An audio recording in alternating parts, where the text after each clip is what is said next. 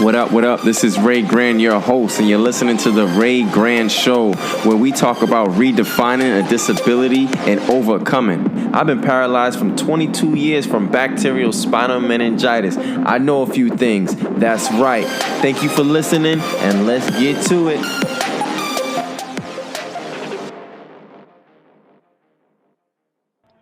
Good day, people. This is Ray Grand, your host. Welcome to the Ray Grand Show. We have a special guest, Heather Watkins. Look at me. It's so early in the morning and my voice is stuttering. Heather is a disability advocate, an author, a blogger, a mother, graduate of Emerson College with a bachelor's in mass communications. And you know I love communication. She was born with muscular dystrophy.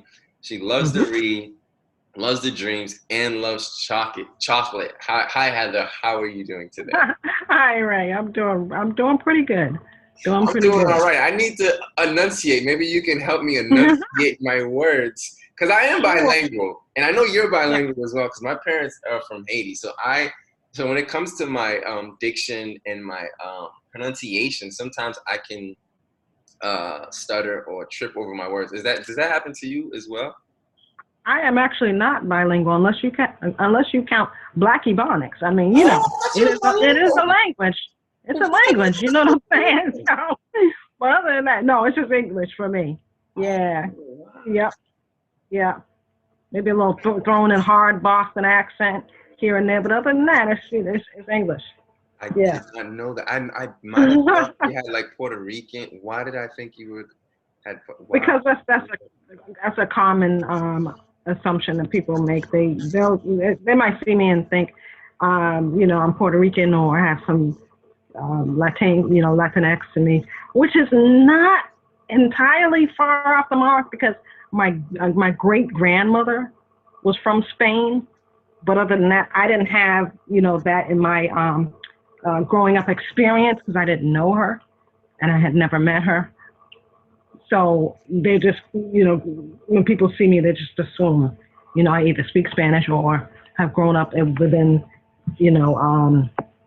that being a part of my heritage. Wow, that's crazy. But, speaking of assuming, so I just did what somebody else would do when it comes to disability. They would have just assumed.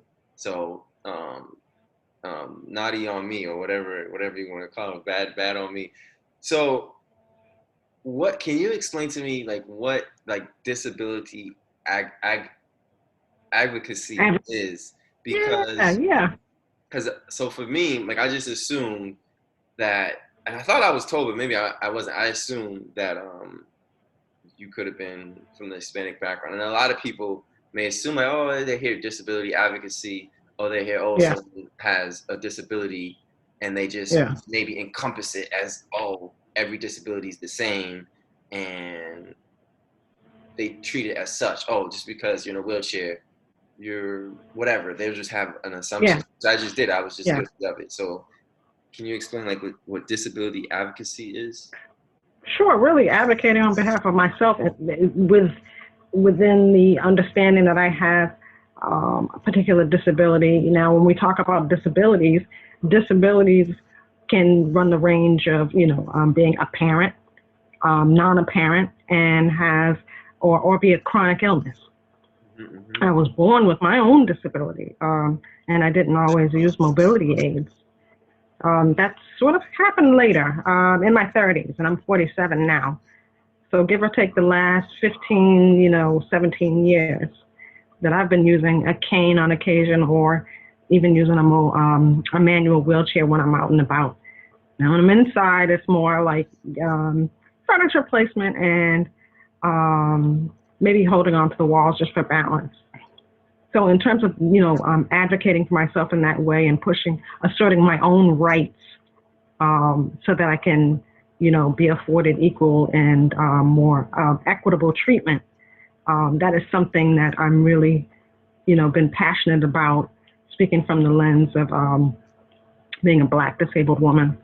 And hopefully that is something that not only resonates in my own family, but in my community, helping myself, but also helping others, because we're all connected.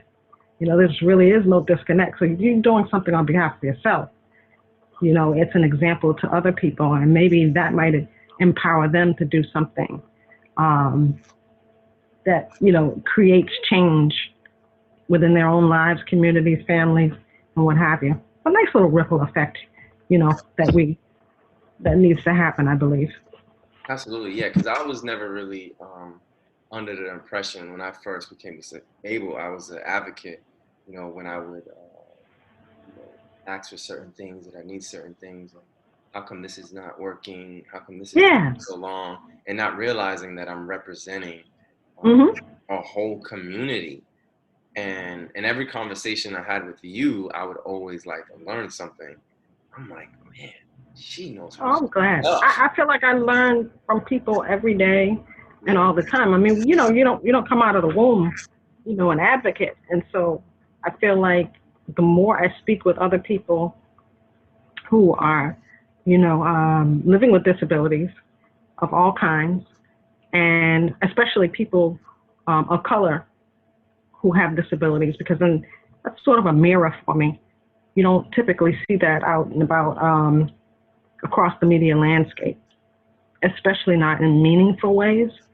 So once I got into advocacy circles and began meeting more and more Black folks with disabilities, more people of color who were, across the board, like I said, who had a range of disabilities, that was really enlightening to me, just to hear their stories and their lived experience, their lens, even to swap frustrations, to get tips on life hacks and, easier ways of doing things.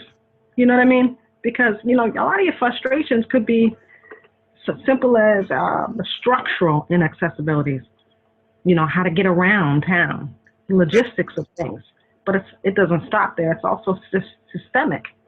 Maybe, there's it's problematic for you to get a job or get through schools and get through healthcare, get proper healthcare, thorough healthcare, right? So these are all sorts of conversations that were taking place that I was unaware of until I became part of all of these diverse advocacy circles. So, like I said, I learn all the time, I'm mindful that, when I started out, I was pretty green. I didn't, understand as much as I do now, but that doesn't mean that the learning stops. So I'm always welcoming more and more conversations with people that know a whole lot more than I do, and some who are maybe just coming in and circulating into the advocacy world. It's always exciting to me. So I welcome these kinds of conversations, especially, people who are interested in making a change, not only in their lives, but in their communities. Yeah, absolutely. What would you say was your biggest challenges when it came to advocacy, and one of the barriers that you might have faced when it came to, like you said, the systemic or even the structural things that are in place? Can you like Some of the, that you face? sure. There were so many different things, different points in my life where inaccessibility kept popping up. For instance, maybe you were in school that didn't, you had your classes on, higher floors, but maybe the school didn't have an elevator. In college, that was a problem. Walking around campus and just being like, how am I going to get from point A to point B, toting this bag, and my classes are up on the third floor. And this was before the ADA, the Americans with Disabilities Act, was implemented, because that, um, kicked into law July 26th of 1990. But they had 7 years, I believe, to implement a lot of the changes. So, I'm like struggling, moving around campus and being like, all right. I mean, there were some doors where, they didn't have a railing. I mean, some of the stairs. So I'm lumbering up the stairs, trying to get inside. And meanwhile, kids are just flying by me, almost knocking me down. Whoa. So it's little things like that. And then just, another campus where there was a ramp to get inside the building, but then there wasn't an elevator to go up further. So I'm thinking, scratching my head like, okay, well, once you get in here, what do you do? No one had thought that far. And no one had thought that far because more than likely, no one with a disability that was compromising their mobility was on the planning board. And that's why I tell people all the time, you want disabled people in your classrooms, in your, your corporations, in your community, on your event boards, your planning commissions and committees, because there's a lived experience there and a lens that is often missing. We have heightened analytical skills and sensitivity and adaptive skills. So you want that voice and that eye, included there, so that we don't, miss these sorts of, all these little gaps, where people are left out. And that's part of, the systemic inaccessibility, because we don't have that lived experience there to give another eye of just overall understanding of what it means to live with disability. And to include that voice. That's a problem. That's a real problem. Absolutely. Can you explain to me, so like there is a range of disability. So you were born with muscular dystrophy. Yeah. What is that per se, and how did that obviously it impacted your walking, but like what is what is it? Sure. It's a neuromuscular disability.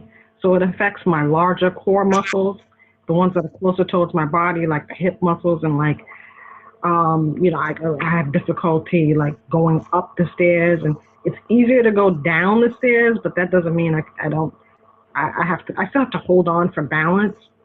Many years ago, I could just run down the stairs, but as time goes on, gravity shifts and affects you.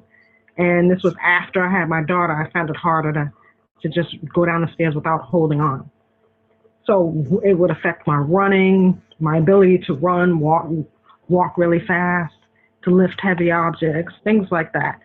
It doesn't affect my fine motor skills, like when I'm writing or moving my hands, or it affects my shoulder muscles, so I can't lift my arms very high.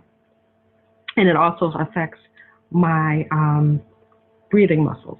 So I use what people might use for sleep apnea. Mm-hmm.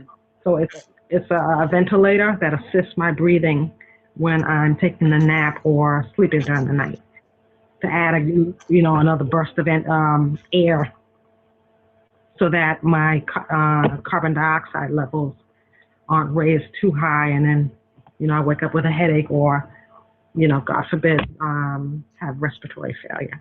So that's the way my disability affects me on a daily basis. Yeah, my mobility, or it might tire me out more than someone who didn't have, who was non-disabled. It would impact my energy levels and stamina in that way. Yeah. I think a lot of people want to know this answer, and you can be very discreet on answering it. Because when it comes to males, could be very open. So I don't want to assume, so I'm going to ask the question anyway. So you said you had a daughter. So what was it like dating with the disability? I can speak for myself. For me, I was very insecure when I first was dealing with the insecurity, being disabled, because I didn't really feel like I could trust anybody that they could understand, and etc. But as I became more independent, my confidence grew, and I began to date, and I realized, like, wow, I'm not the only person with a disability. Yeah. There's people that are standing up that look fine that have a disability in their mind. Yeah.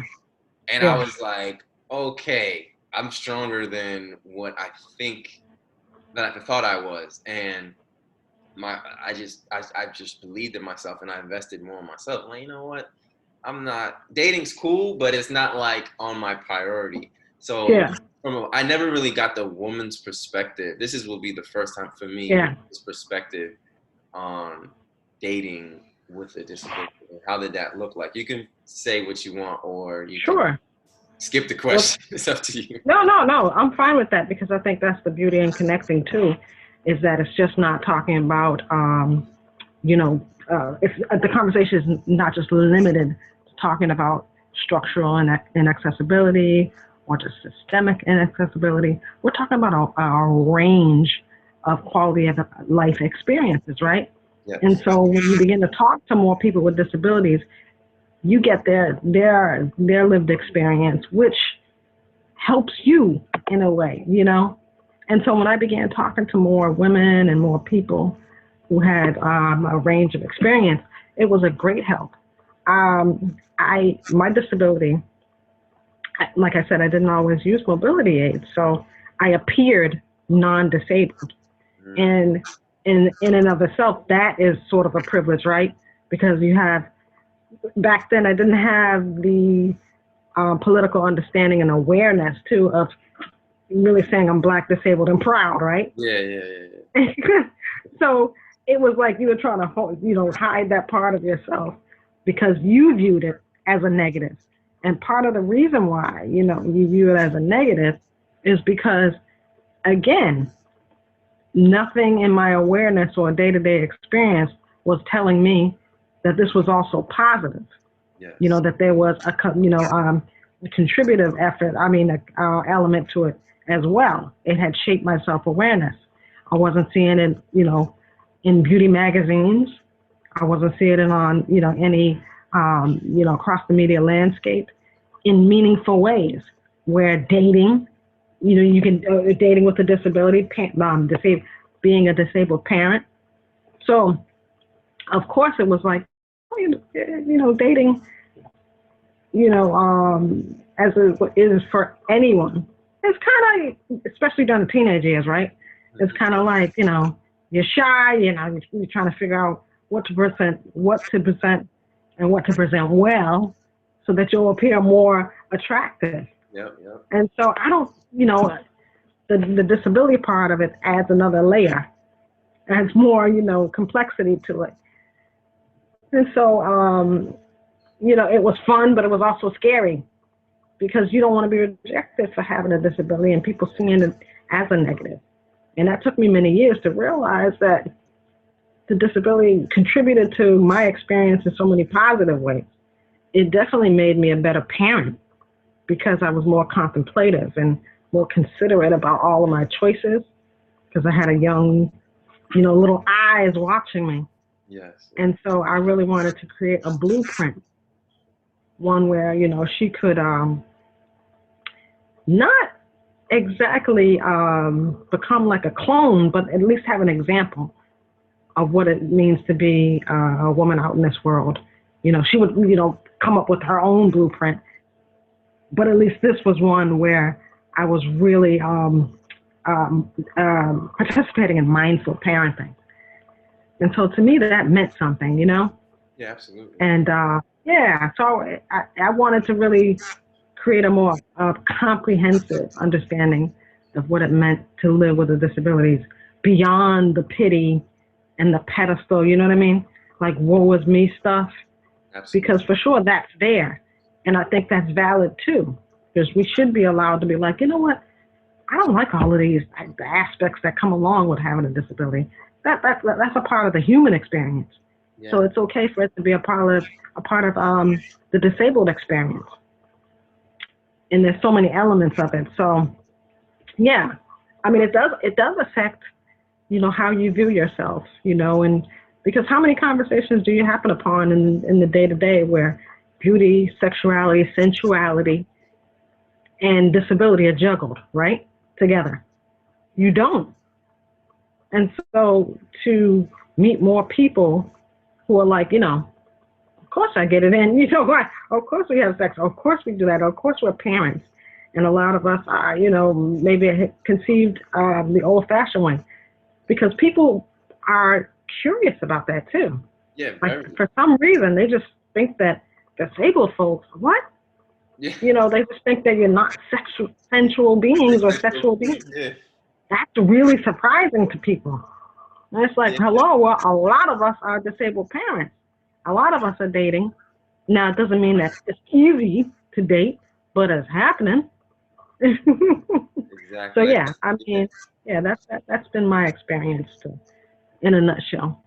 Yeah, Yeah. that makes sense because, like you said, is having a positive role model and doing the things that can evolve not only yourself but your daughter as well. So, what made you Yeah. get your degree in communication? What was that motivation and inspiration to study communications? I think I have always been, expressive as a child anyway. I was always writing stuff or creating like these scenarios where I'm like directing things and playing house and saying, well, why don't you stand here and why don't you do that? So there was always different little aspects of my creative side popping up. And I just remember being in class in my sophomore year, and my creative writing teacher said, I think you ought to shoot for Emerson College. I think you'd, find a nice, you know, um, area of study there in creative writing. And I was like, okay. And that's what I did. I started there in the fall of 91. And then reality kicked in with financial aid. And I had to leave. And then I ended up going to another local college just to get the general education requirements um, classes out of the way. And then I went right back to Emerson and stayed off campus and then wrapped up my degree. But yeah, to answer your question, I was always expressive that way in writing poems and just talking out loud and just like really having all of these wonderful, fanciful ideas. And this was a way for me to um, bring that into like bring that into life, I guess. Yeah, And absolutely. that's yeah. I can see the way like you articulate yourself.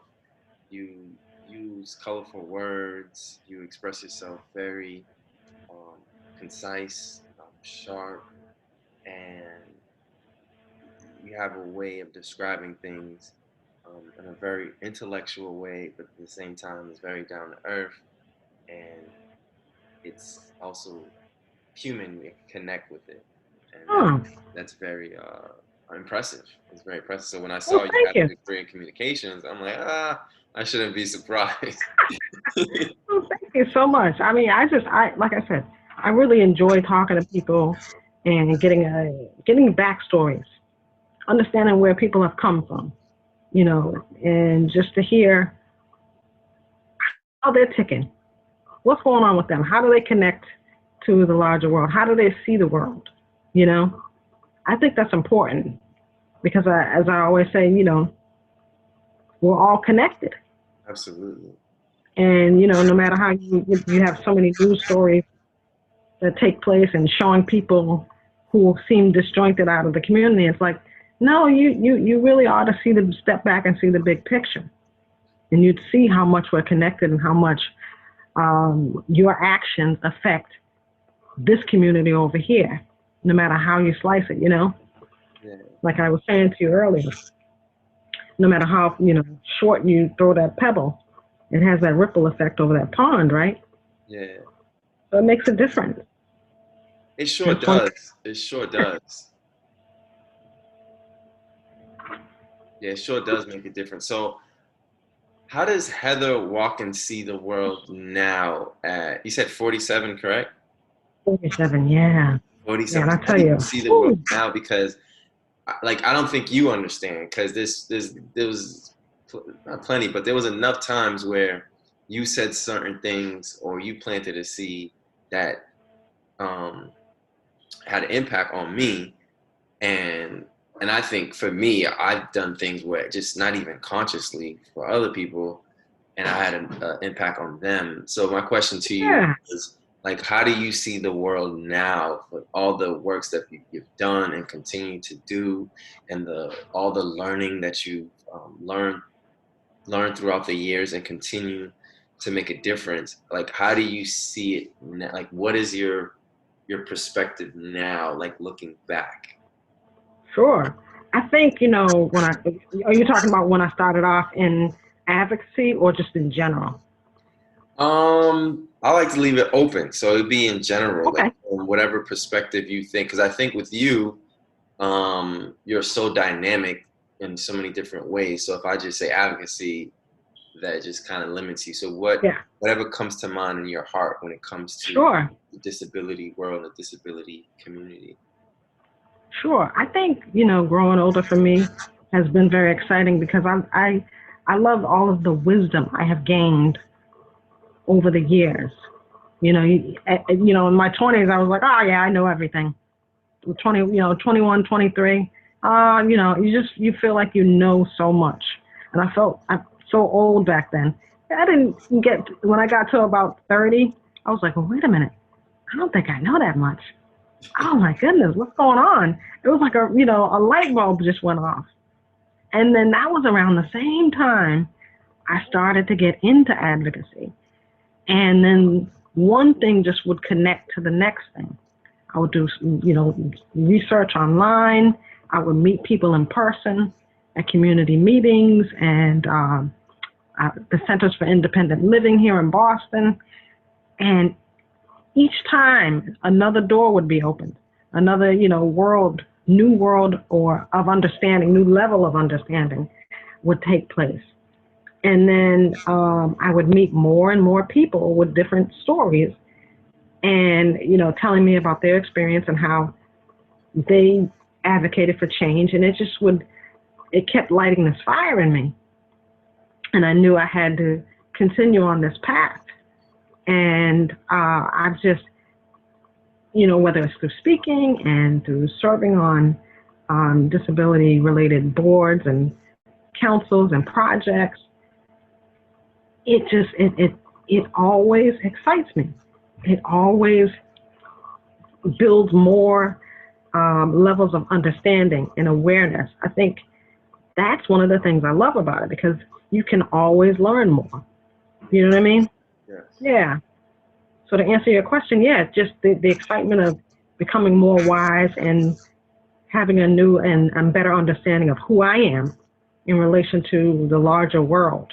It's not just about me, It is in terms of growth and awareness. But how else am I using that to help, create change, beneficial change, right? Absolutely. And so that's what keeps propelling me. Yeah. Absolutely. I definitely concur and agree with you in that perspective because I feel as though I've been paralyzed 22 years now. And one thing I learned is that I need to learn. And once I understood that, it was like, oh, wow, there's so much to learn. Yeah. Like with my medical supplies. Wow, okay, my medical supplies is connected to the political.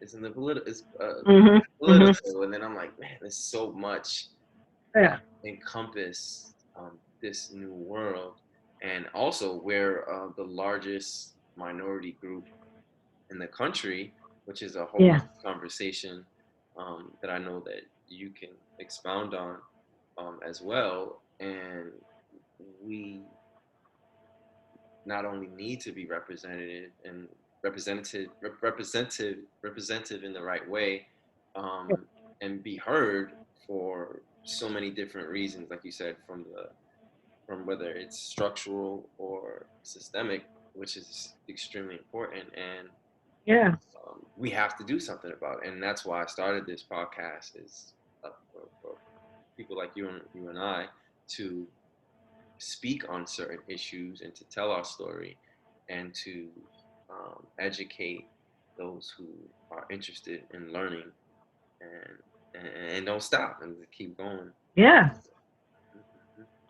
Which is so important, right? Because even the way you and I met when we talked about, well, I think we first met through EPIC, which is the Empowering People for Inclusive Communities. And you are a guest speaker. And I just thought, he has so much spark. He has so much spark, and like your whole glow was just fueling these kids, these young kids who were graduating from the program. And my nephew was a part of it. So it was really nice to see another young brother up front talking about his experience. My nephew has a hidden disability, so he has an intellectual disability. And it was nice to see that role modeling up there. And then I think the next time the next time we got connected was through the Fashion Accessibility Project. Yes, yes. You know, and you spoke about just now about, you know, it being, just want to kind of be recognized, right? Because a lot of stuff, like even me getting involved initially and getting my name out there, I was thinking more along the vanity side. But what you quickly learn is to have some of these even basic rights, that's, you know, you have to have at least a baseline political understanding, right? Yep. So if we're involved in the Fashion Accessibility Project, fashion has to do with freedom of expression. Mm-hmm. Well, and that, you know, it talks about, you know, body, you know, agency and bodily autonomy. And so to express yourself through a fashion sense, you at least have to have some freedom of communication, expression, all of that. And that's politically charged, right? Yeah. So then you quickly learn, you know, if I want these rights and I want to be able to move and groove smoothly, then I'm going to have some awareness of disability rights and, more importantly, disability justice, right?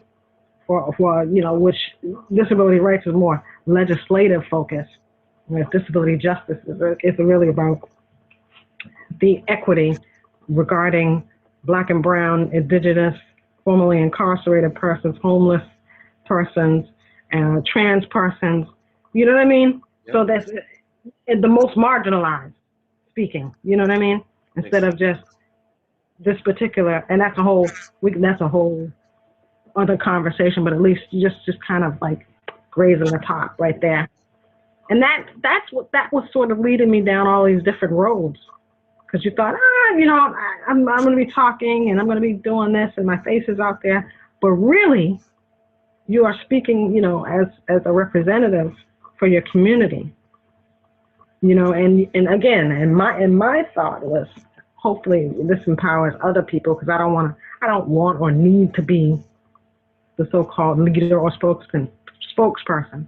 Hopefully that empowers other people to do the same, so they can, you know, talk about their experience and their needs, however customized, right? Because that's important, you know?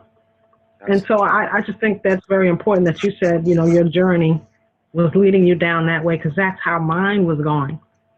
And yeah, that's great.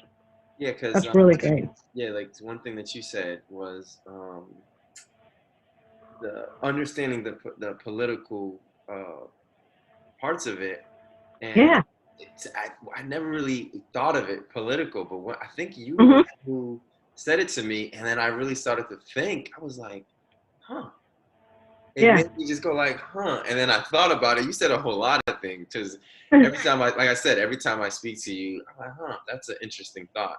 And I would think about it, and then I would start to connect the dots and how these things are connected, and how whether or not it's like, well, whether I'm a spokesperson intentionally or unintentionally, it's okay, because I'm, like you said, I'm representing a community, and why not? However, I'm not representing the community as one person, because the community is so diverse. So the community doesn't need one person per se, but however, representing my experience, and those who connect with my experience can learn from my experience, and then another leader can be inspired, learn, and motivated to another path to lead another group of individuals that connect to his story or her story.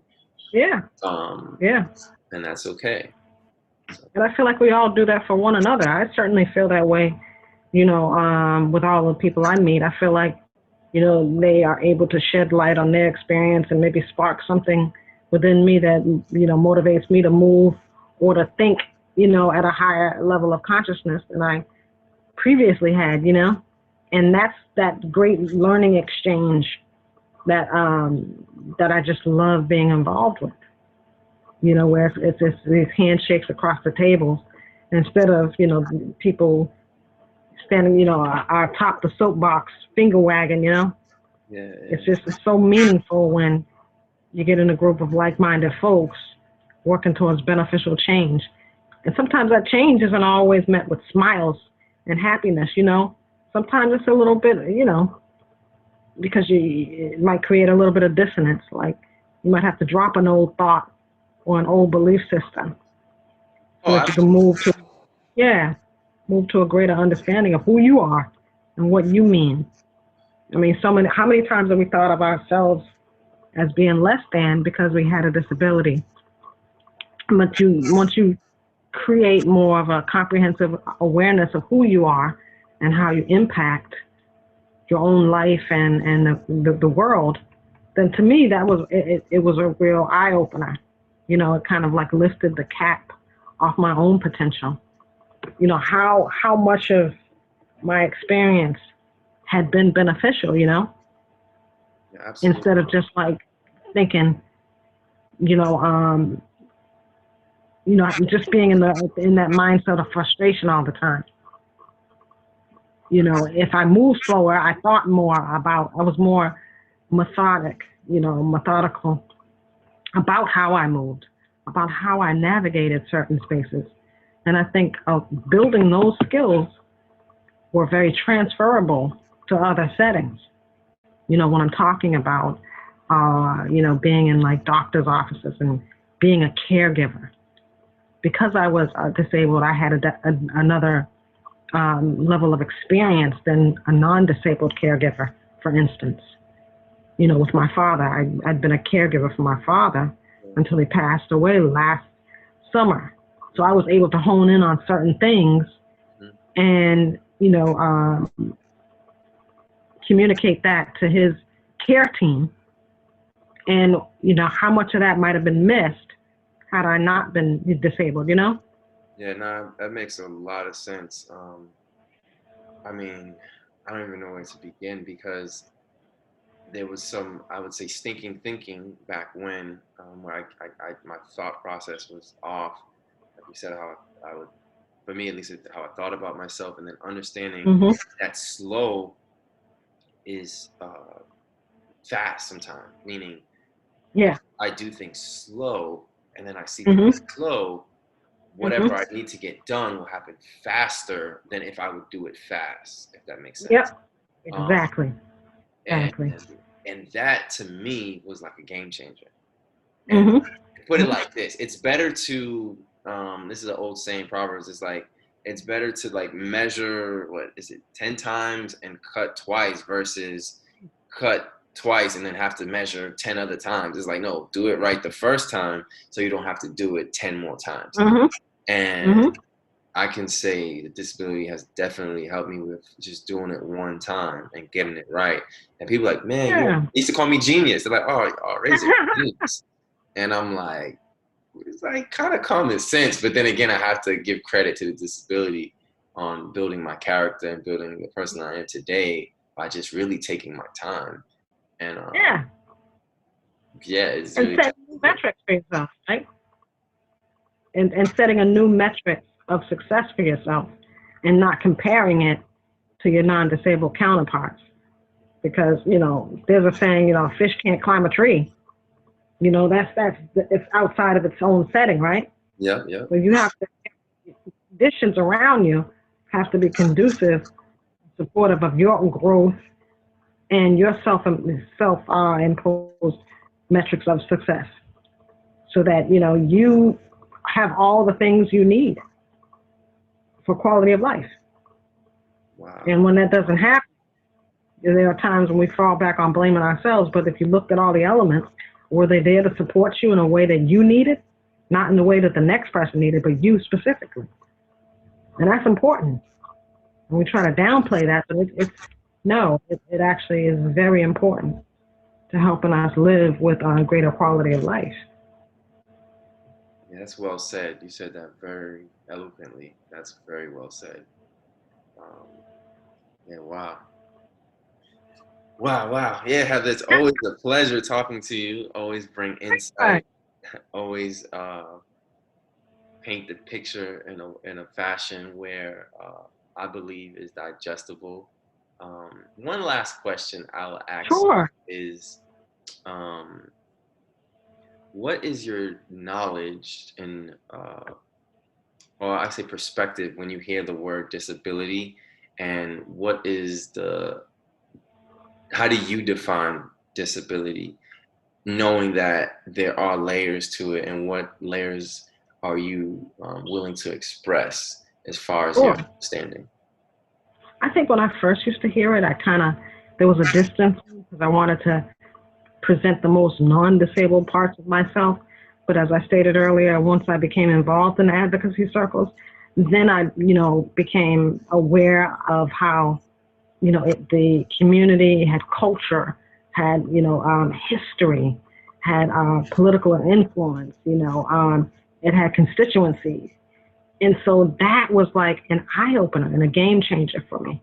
And then, so it started just really opening up more pathways and doorways for me. And all these sparks of light kept kicking off. That's what I felt like. And then to really understand that disability, when you think of the word and you chop it down, in an etymological sense, DIS, that this prefix is not only not and none, but has a Latin and a Greek derivative, meaning duo and two. So hence another way of being in the world and doing in the world. Preach. So it's yeah, yeah. So that I was like, yes, yes. So I do things, we do things, you do things in another way. You know what I mean? That you exist in another way. It's a duality of being, right? Duality of doing. So that right there was just like, yes, okay. And so that made me, more easy. It was an easier way for me to adopt that as a part of my identity, because it's an identity marker, not an indictment. Disability is, you know what I mean? Disability and being disabled, just an identity marker, right? Because it has so much, all of these different little elements to it. So when I say, I'm a Black disabled woman, I say that with pride. There's no parts of it. There's no shame in it. There isn't. It was so much easier once you became aware of all of those understandings, that level of awareness. Yeah, yeah. Love it. I love it. I love it. I love it. I love it. I love that perspective and the facts and the history behind it. What would you say? Well, I said last question. I mean, one last question. So, what would Okay, you say? keep it coming. Yeah. What would you say to somebody that is that has a disability and that is wanting to know more about their disability, but they're in a place where they're still maybe stuck, or that their thinking is not um, in the positive? They're more, Yeah, kind of stuck, whether it be depressed and not understanding the disability and not having that picture painted, like seeing that duality. They're seeing their disability yeah. more so as a hindrance versus more than a vehicle. I would say take your time, learn who you are, and be compassionate with yourself. It's a process to learn yourself and to love yourself. You know what I mean? And Yes. I say that, not in sort of this like sunshiny pie in the sky kind of way, all these platitudes. I say it as, it's a lifelong, it's a marathon. It's not a sprint. And each day, learn about yourself more, so that way you can round out your experience of who you are. And then, little by little, try to connect with other disabled persons. If you're a Black person, or you're a brown person, another person of color, try to reach out to more people, especially like in the advocacy worlds and advocacy circles, through like your local independent learning centers. If you have access to the internet, you can do local, Google searches that way. And then if you have the ability to come out and connect with people in person, you can also meet with people online, obviously, through groups. They have meetings online as well. Our local commission in Boston used to hold meetings online and in person, but also was televised through the local public access network. So there are these many different ways that one can learn more about themselves little by little. It does not happen overnight. It doesn't happen overnight, I'll tell you that. For me, it was very gradual, and it's happened over many years. And some of the changes happened a little bit faster than others, but more often than not, it was meted out over time, where I was like, you know what? Okay, yeah, I feel much more at ease today than I did years ago, because now it's with context. You know what I mean? It's not just, condemnation of self. It's more like, you know what? This is a comprehensive experience. And to me, I think that's important. You're not always going to have good days, and that's okay. Sometimes your level of success might just be sitting up in bed. It might just be, getting to the bathroom and brushing your teeth. Yeah. And then going back to bed. That might be your barometer for success that day. And that's okay. Amen. You can't beat yourself up about it. You know what I mean? So yeah. It's a learning experience, and it's a lifelong. That's what I would say, I think. No, that's amazing. You hit it on the nail. From the disability, from the duality, from understanding that it is a process. It's a marathon. Yeah. And understanding that it's okay to your success beginning out of bed, because I can personally say to you, there was days, especially for me, I had pressure issues in the past. So getting out of the bed was actually a huge one for me. Being in the chair for 5 minutes, for 60 seconds at one point. I was only really 60 seconds to a minute, and then I had to get back to bed, and then get back in the chair. And mind you, I was like super alert. I didn't have any blood pressure issues or anything. I just couldn't sit on my butt. Right. Yeah, so it was very, very real for me. And so I literally have to lay down a lot. And still to this day, I have to be very mindful how much time I spend in my chair. And so sometimes when you said that, sometimes for me, literally just getting up out of bed for 30 minutes, going back to lay down is a huge success. And then getting back up again, 15 minutes, going lay down, then getting on a computer, writing an email, or I just have like 3-4 things in a day. When I accomplish those things, it's a success, and I just take it time. For real, our time management skills, right? Yeah. Because you have to weigh the amount of energy you have versus the amount of activities you're trying to get accomplished that day. And so, let's say you get out the house and you get some things done. Maybe the next day, or next week, you might have to rest. Yeah. And that's different for each person. And there's no shame in that. Your body said, this is what we're doing today, and this is the output we have for today. This is the stamina and the energy we have, and that's good. Because health is contingent upon so many things, so many daily factors. What you ate, how long you slept, your stress level, hormones, the weather, all of those things are factors. They're not limited to just that, but they are factors that will affect your health and your, well-being, your physical well-being and mental well-being on a daily basis. And once you start beginning to you begin to understand that, then you're like, you know what? Yeah, okay.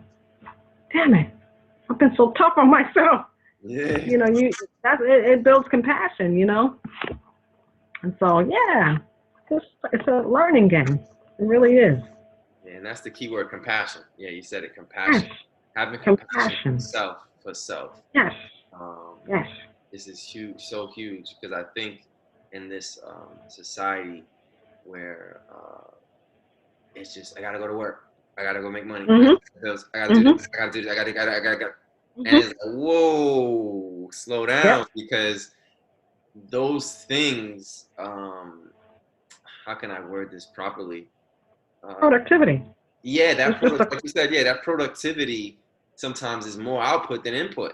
Like you said, the person's putting way more out than what they're getting in, and we're, as humans, it's important for that we intake those intangibles, as you said.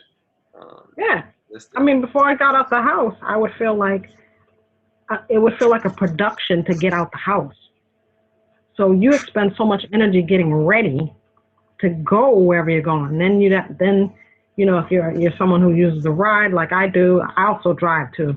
But using the ride, getting where you're going, getting that done, then you're getting back home, getting back in the house, getting undressed. That's a lot for a body that, might not have all the wherewithal for that particular day. Or if all, if ever. It's a lot to put it through, and you really have to champion your own success for that day. Sometimes said that. yes. I'm happy you said that, because even I know athletes, and I was a Division I athlete as well. And so if you see me play basketball, you're like, man, he's strong as an ox, he's that and the third. So you would think to put it on my clothes and everything is easy.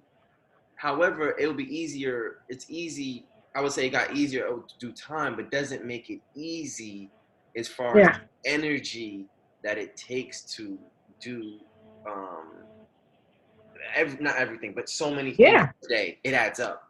So to put on my clothes, to hop in the car, to pick something up, to do it adds up so much. And so sometimes sometimes person with a disability may look at someone, and like I have friends that are athletes and bodybuilding, and you're like, whoa, these guys are super jacked and they super strong. Yeah. But you have to understand, I don't need to know their day to day. I know they're human, and everybody has a certain level of output that they can put out.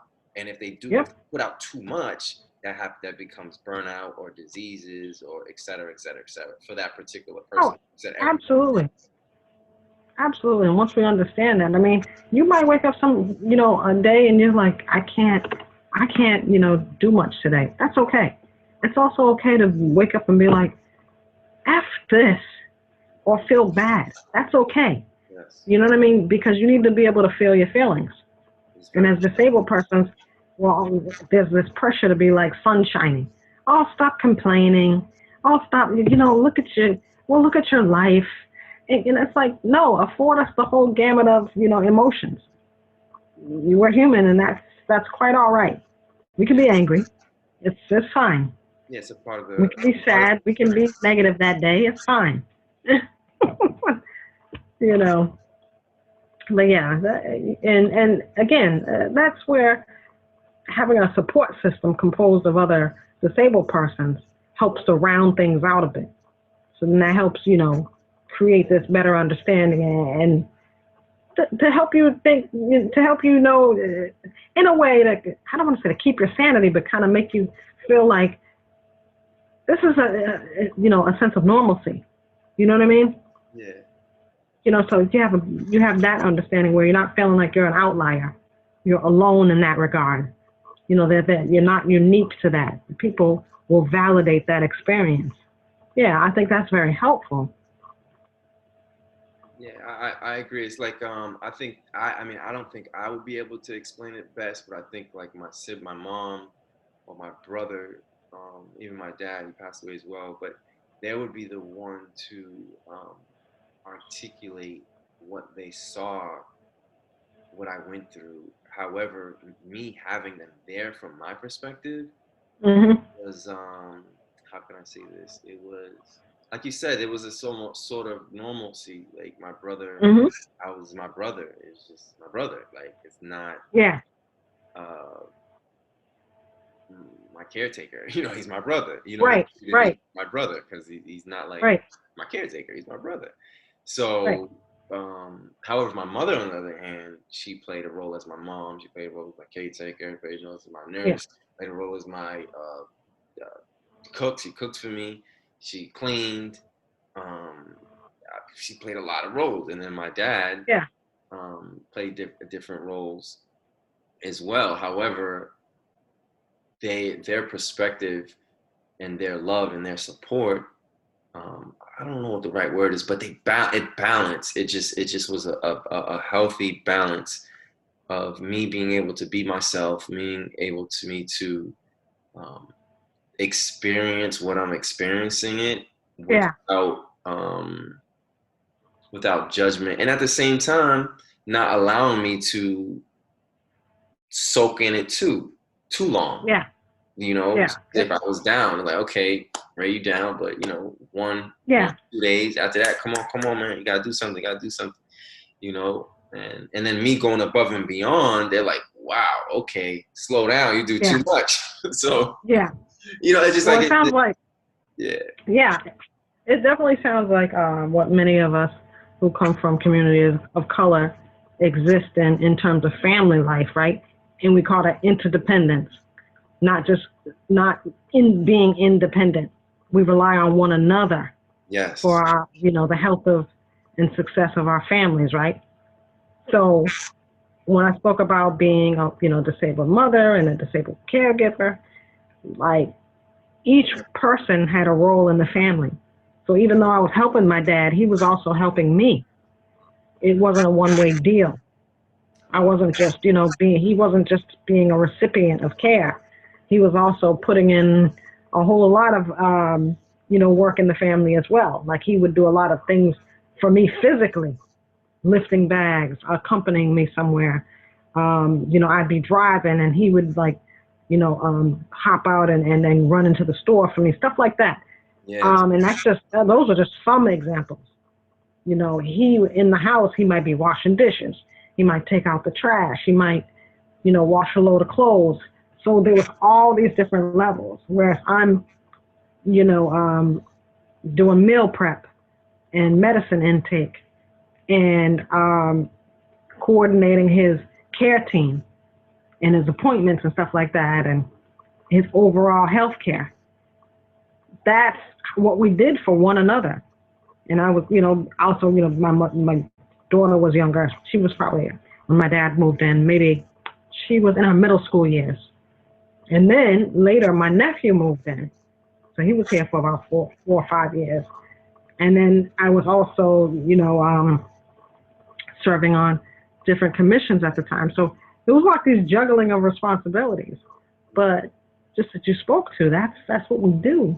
And that's what we did at the time, to make sure that the family ran smoothly. Yeah. Yeah. So I recognize that very well. Yeah, that the perfect word you said was interdependent, and that's the Yeah. word we use, interdependent. It's like we lean on each other, we help each other. Mm-hmm. I too was one of those. I was the voice of reason. It's like anything you tell Ray would literally look at it, have compassion for you, but then also say, but what about this? What about that?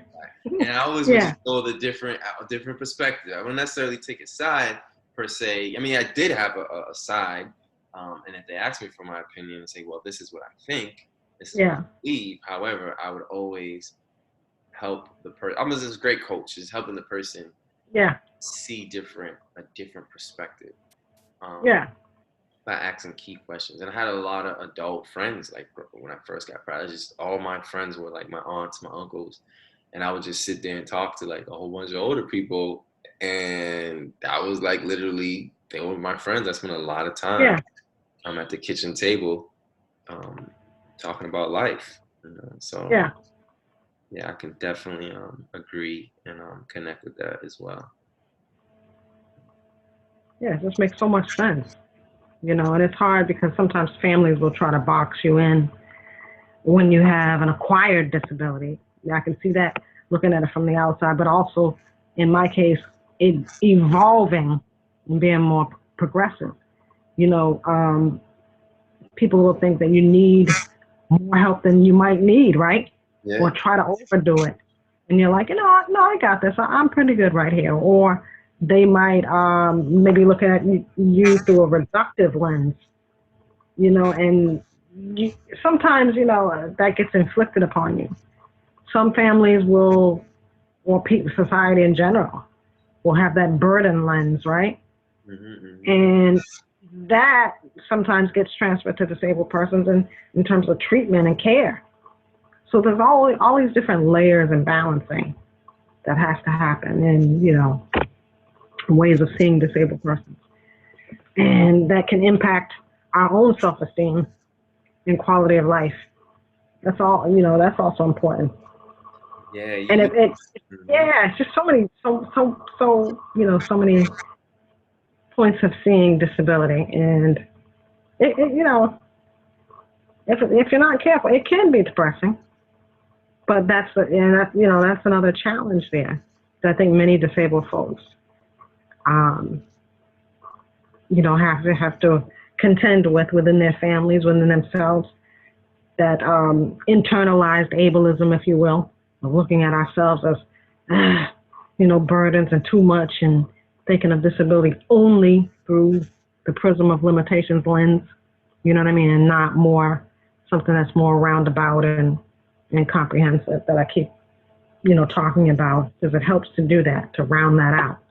Yes, to make it comprehensive. Yeah. Very important. Mm-hmm. Because even the one that is super independent needs help. Because sometimes, like you said, you perfectly said it. It was like, someone who may look like, oh, they're just doing everything. It's like, whoa, you got that person still has disability. They may be doing too much. And then the other end, it could be someone could do a little bit more, doing too little. So they, like you said, there's so many different layers. However, there's a comprehensive based off particular, should be tailored to that particular person. Oh yeah, because there's so much range and nuance and complexity to our lives, right? But people tend to box us in and have one definition or one quote unquote look of disability, when it's quite a range. I mean, there's no one way to be disabled or to look disabled, and people don't know that unless they're educated about that and better informed. Yeah. Yep, and that's why we're on the Ray Grand Show with Heather Watkins. It's been a pleasure, Heather. It's my pleasure. Thank you. An honor. It's been so fascinating, enlightening, from compassion to interdependence to the disability, the duality. Like, there's so many things. Like, every time I speak to you, I learn, I grow, I'm refreshed, and I know our listeners will be as well. So thank you for coming. I greatly appreciate you, and I hope that anyone who is listening can learn from this conversation. And if they want to contact Heather or myself, I'll have the information in the links below. And thank you for listening. And this is Ray Grand, your host, and it's the Ray Grand Show. And until next time, we'll see you again. Thanks for listening. If you like something that you heard, please leave a review. Oh, one more thing. If you don't have anything nice to say, don't say it at all. Love y'all.